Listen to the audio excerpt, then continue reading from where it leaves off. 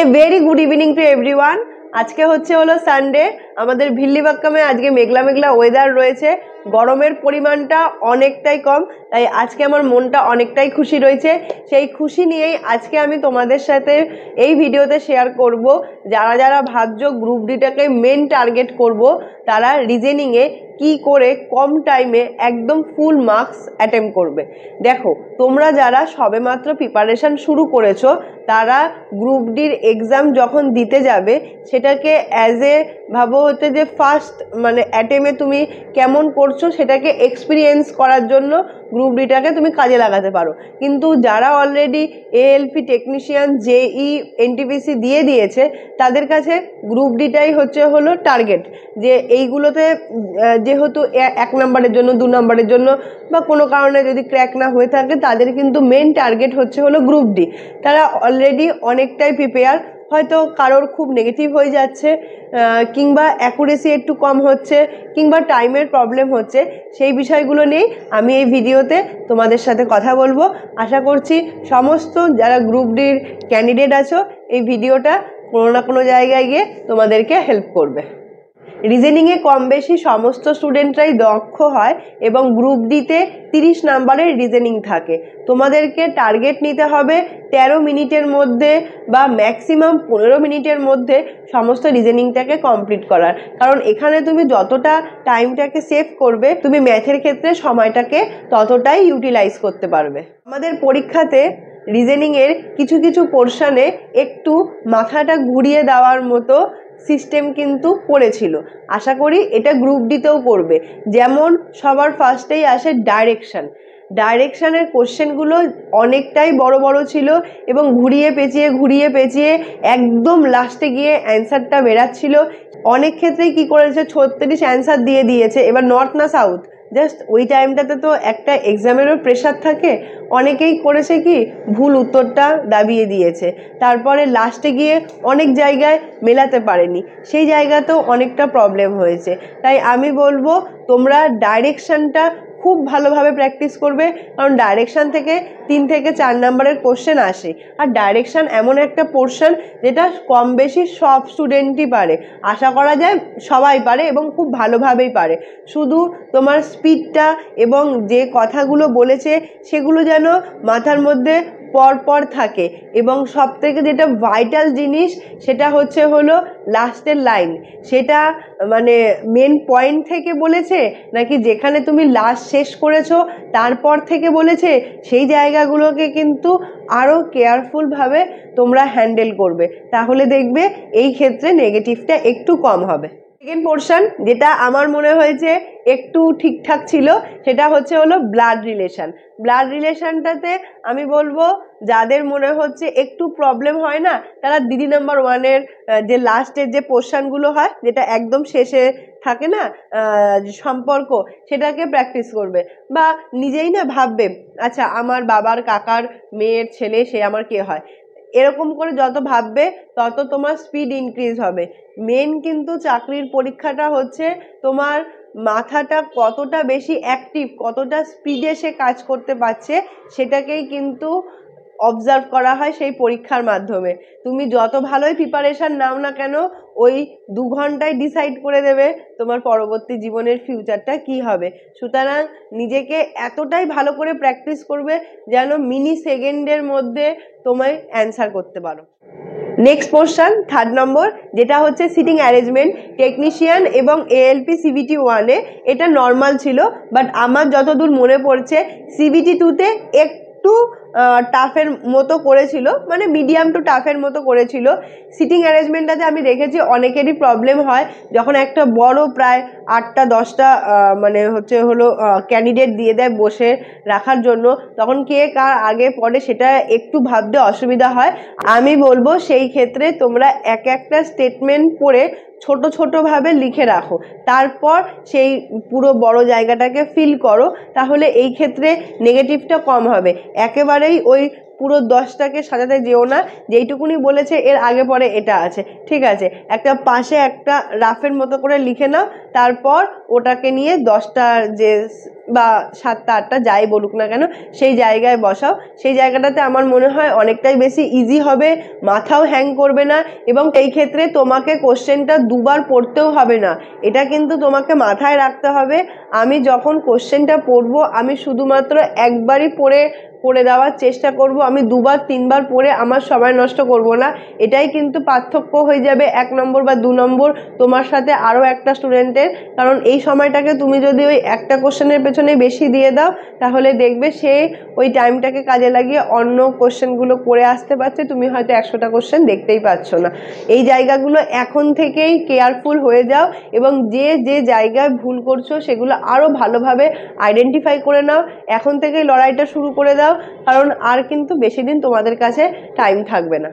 নম্বরে যেটা আসে কোডিং ডিকোডিং, এইখান থেকে কিন্তু অনেকগুলো কোশ্চেন থাকবে, মিনিমাম 3টে তো থাকবেই, ম্যাক্সিমাম 5টাও থাকতে পারে। আর আমার ভিডিও দেখছো, আশা করছি এই বিষয়টা সবারই জানা। কোডিং ডিকোডিং ভালোভাবে স্পিডে করতে গেলে এ থেকে জেড অবধি তাদের যে প্লেস ভ্যালু সেটা একদম মাথায় ভালোভাবে বসিয়ে নিতে হবে। কিন্তু যারা ভাবো ফ্রেশার ক্যান্ডিডেট রয়েছে তাদের ক্ষেত্রে আমি বলছি, তোমাদের যদি জানা না থাকে তোমরা কিন্তু এর যে প্লেস ভ্যালু 1 ভাবো, কে এর যে প্লেস ভ্যালু 11, কারণ ওখানে গিয়ে আমি খাতায় কলমে লিখবো না এ থেকে জেড অবধি, সেটা আমার মাথাতেই ভালোভাবে মানে স্টোর করা থাকবে। তার সাথে সাথে তোমাকে একটু ক্যালকুলেশনটাও ফাস্ট হতেই হবে। ভাবো ওয়াই এর সাথে মানে কোডিং ডিকোডিংয়ের আর একটা পোর্শনেই থাকে ইস্টু দিয়ে যে রিলেশনশিপগুলো থাকে, সেই জায়গাগুলো তোমার যদি ক্যালকুলেশনটা ফাস্ট হয় সেই জায়গাটায় তোমার অনেকটাই স্পিডে মুখে মুখে হয়ে যাবে, ওখানে তোমাকে তখন ওই পেন দিয়ে লিখে করতে হবে না। ভাবো ওয়াই এর সাথে ইউ রয়েছে, ওয়াই এর প্লেস ভ্যালু হচ্ছে 25, ইউ এর হলো 21, এর মাঝখানের গ্যাপ রয়েছে হলো 4। এইভাবে ওইখানে যে 4টে অপশান দেবে তখন তুমি ফটাফট দুজনের প্লেস ভ্যালু দেখে প্লাস মাইনাস করতে অনেক বেশি ইজি হবে। এখানে তোমার একটু ক্যালকুলেশন আর প্লেস ভ্যালুগুলো তুমি যত তাড়াতাড়ি নিজের ব্রেনে আর কি স্টেবল করতে পারবে তত তাড়াতাড়ি তোমার স্পিডটা বেড়ে যাবে। যারা ফ্রেশার ক্যান্ডিডেট রয়েছে তারা এটাকে অ্যাপ্লাই করে দেখতে পারো, আশা করছি হেল্পফুল হবে। থাকে স্টেটমেন্ট কনক্লুশনের ওই জায়গাটাতে একটু মাঝে মাঝে প্রবলেম হয়ে যায়, কারণ আমি টেকনিশিয়ানেই যেটা একদম ওই 27 তারিখের একটা শিফট গেছে, শিফট নাম্বার 2, ওই জায়গাটাতে যখন আমি প্র্যাকটিস করছিলাম দেখছিলাম যে সাম দিয়ে কিছু একটা এসছিল, আমার এখন ঠিক মনে নেই। ওই জায়গাটাতে যখন আমি করলাম দেখলাম আমারও ওটা ভুল হচ্ছে। ওই স্টেটমেন্ট কনক্লুশনে যেগুলো নর্মাল অল সাম ওগুলো তো হয়ে যায়, বাট কিছু কিছু একটু মানে একটু ডিফারেন্ট টাইপের আছে, ওই জায়গাটাকে একটু ভালো করে দেখে নিতে হয় যে আইদার অর নাইদার নরের জায়গাগুলো, ওই জায়গাটাকে একটু ভালো করে দেখে নেবে। কারণ তোমাদের মাথায় একটা জিনিস রাখতে হবে, যে জায়গাগুলোতে আমার নেগেটিভ খাওয়ার চান্স থাকবে সেই জায়গাগুলো থেকে আমি কিভাবে নিজেকে মানে বার করে একদম অ্যাকুরেসিটাকে 100% করব এবং স্কোরটাও বাড়িয়ে তুলব। যেগুলো রিজনিংয়ের ক্ষেত্রে একদমই ইজি পার্ট থাকে, যেমন ওই স্প্রিং ইজ ব্লু 1 2 3, তারপরে থাকবে গ্রিন ইজ লিভ 2 5 6, তারপর লাস্টে যে পোর্শনটাতে যে লিভের কোড কি এরকম কিছু দেবে, ওই জায়গাগুলোতে ইজিলি বেরিয়ে যাবে। তার সাথে আরও কিছু পোর্শন আছে যেগুলো হচ্ছে অ্যারিথমেটিক ক্যালকুলেশন, ওই জায়গাটাতেও ইজিলি বেরিয়ে যাবে। আর একটা পোর্শন থাকে যে জায়গাটাতে একটু কেয়ারফুল হলে অনেকটা স্পিডে করা যাবে, যেমন ভাবো 14 ডি 11 বি 12 এ লাস্টে কত চিহ্ন দিয়ে দিল 56। এবার ওই প্লাস মাইনাসটা কোন জায়গায় বসালে ঠিক উত্তর বেরাবে সেটা অনেক সময় খুঁজতে দেয়। এবার যখনই ভাবো ভাগের সিম্বল রয়েছে সবার আগে মাথায় ক্লিক করাবে যে কোন জায়গাটাতে ভাগটা বসালে যে ডিভিজিবল হয়ে যাচ্ছে, সে তাহলেও আমার মনে হয় অনেকটাই বেশি স্পিডে হবে। কারণ দেখবে যে 4টে অপশানের মধ্যে থেকে 2টো অপশানেই থাকবে যে জায়গাটাতে সঠিক জায়গায় ভাগটা বসালে উত্তরটা হয়তো 56 বা আদার কিছু হতে পারে। এবার ওই 2টো অপশানের মধ্যে তুমি একটা অপশানটাকে যখনই ক্যালকুলেট করলে ওটা যদি হয়ে গেল তো ওটাই অ্যান্সার, ওটা যদি না হয় তাহলে সেখানে তুমি পরেরটাকে অ্যাপ্লাই করতে পারো।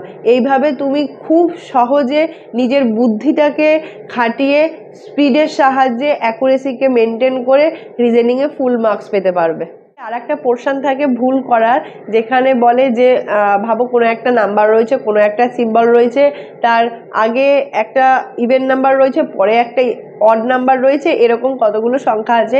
এই জায়গাটাতে আমরা কি করি, খুব স্পিডে করতে গিয়ে ভুল করে ফেলি। এইটার ক্ষেত্রে আমি অনেক সময় হতো একবার করে নেওয়ার পর আর একবার চেক করতাম, কিন্তু আমি তোমাদেরকে বলবো যখন তোমরা স্ক্রিনে দিচ্ছ পেন দিয়ে যে জায়গাটা হবে একটুকুনি দাগ দিয়ে দিলে কিছু অসুবিধা হবে না। তাহলে তোমার না পরের বার যখন তুমি দেখবে, তাহলে যে জায়গাগুলো আইডেন্টিফাই হয়ে গেছে সেগুলো বাদ দিয়ে পরের বার দেখতে অনেকটা বেশি ইজি হবে। অনেককেই দেখেছি সেগুলো আবার খাতায় টোকে, একদমই না, সেগুলোকে খাতায় টোকে একদম টাইম ওয়েস্ট করবে না, কারণ তোমাকে এখানে টাইমটা বাঁচাতে হবে, ম্যাথে তোমাকে টাইমটা দেওয়ার জন্য। টাইপ যেটা আমি এএলপি টেকনিশিয়ানে দেখেছি, x:223, তারপরে একটা সমানুপাতিক চিহ্ন, তারপরে দিয়েছে হলো 87:y। এবার সেখানে 4টে অপশান দিয়ে দিয়েছে যে এবার এক্স এ কী হবে, ওয়াই এ কী হবে। এই জায়গাগুলোতে আমি দেখেছি যাদের ভাবো স্কোয়ারটা খুব ভালোভাবে মুখস্থ বা নামতাটা খুব ভালোভাবে মুখস্থ, তারা কিন্তু খুব তাড়াতাড়ি আইডেন্টিফাই করতে পারবে। ওই জায়গাটাতে কিছুই না, দেখতে পারবে হয়তো 3-এর কিউব বা 7-এর কিউব বা স্কোয়ার দিয়ে 5 বা 2 যোগ করে দিয়েছে, ঠিক আছে। এই জায়গাগুলোতে আমি অনেককে দেখি তারা আনঅ্যাটেম্প করে বেরিয়ে গেছে। যে জায়গাগুলো লোকে আনঅ্যাটেম্প করবে সেইটাকেই তোমাকে অ্যাটেম্প করতে হবে, এবং রিজনিংয়ে গ্রুপ ডিতে পাস করতে গেলে 30-এ 30 পেতেই হবে, 1 নাম্বারও কম করা যাবে না। কারণ এবারের কম্পিটিশানটা কিন্তু প্রত্যেকবারের তুলনা থেকে আমার মনে হয়েছে অনেকটাই বেশি, কারণ যারা ফ্রেশার ক্যান্ডিডেট রয়েছে তাদের বিষয়টা অন্যরকম, কিন্তু যারা ভাবো এএলপি টেকনিশিয়ান যেই দিচ্ছে বা অনেক দিন ধরে প্রিপারেশানের মধ্যে রয়েছে, তাদের কিন্তু স্পিডটা খুবই বেশি, এবং সেই স্পিডের মধ্যে থেকে তোমাকে যদি নিজেকে তুলে ধরতে হয়, তাদের থেকে কিছু এক্সট্রা অর্ডিনারি তোমাকে হতেই হবে। সেই এক্সট্রা অর্ডিনারি হওয়ার জন্যই কিন্তু তুমি রেলওয়ের আইডেন্টি কার্ডটা পড়তে পারবে। আশা করছি এই ভিডিওটা সবার জন্য খুবই হেল্পফুল হয়েছে।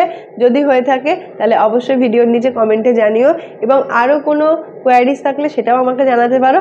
আমি তোমাদেরকে এরকম ছোট ছোট ভিডিওর মাধ্যমে শেয়ার করার চেষ্টা করব আমি কিভাবে নিজের স্পিডটাকে গেইন করেছি, এবং কিভাবে তুমি করলে আরও তাড়াতাড়ি তোমার অ্যাকুরেসি, স্পিড সবটা ব্যালেন্স হয়ে যাবে।